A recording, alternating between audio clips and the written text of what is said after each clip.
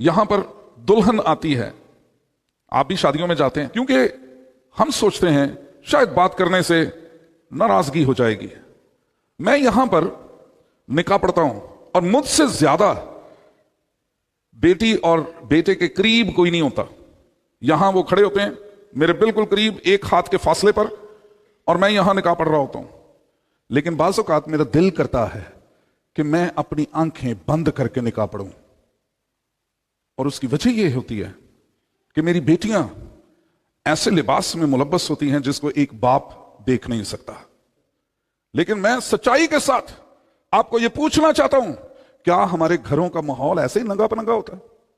کیا ہم گھر میں بھی اپنے باپ کے سامنے اسی طرح کے کپڑے پہنتے ہیں؟ کیا ہم اپنی پوری کمر کو ننگا کر کے بازار میں پھرتے ہیں؟ کیا ہم ڈیپ گلے پہن کر ہم بازار میں اپنے باپ کے ساتھ جاتے ہیں؟ لیکن اس وقت ہم اپنے باپ کی باہوں میں باہیں ڈال کر، سننا بیٹی تو یہ سوچ لے اپنا کان تو ادھر کر. اور مجھے شرم آتی ہے کہ اس وقت کسی کو کوئی فکر نہیں ہوتی کہ اس کا کان ان نصیحتوں کی طرف بھی لگائیں.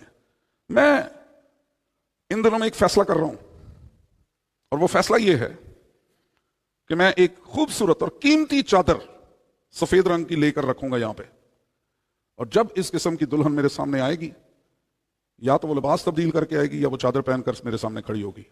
کہتے ہیں جی کرنتھس کی کلیسیا کے نام صرف خط لکھا گیا، اس میں کہا گیا دوپٹہ لیا کرو، ورنہ وہ انگریز عورتیں بھی تو ہیں نا. خدا کا پاک کلام کیا کہتا ہے؟ جو بے سر ڈھانپے دعا کرتی ہے وہ سر منڈی کے برابر ہے. اور سر منڈی کسبی عورت ہوا کرتی تھی، اس کے بال کاٹے جاتے تھے. اور خدا کا پاک کلام آخری آیت کہتا ہے، نہ ہمارا یہ دستور ہے، نہ مسیح کی کلیسیا نہیں لکھا ہوا، مسیح کی کلیسیاؤں کا. مطلب یہ جتنی بھی مسیح کی کلیسیائیں ہیں ان سبوں کے لیے یہ حکم لاگو ہے.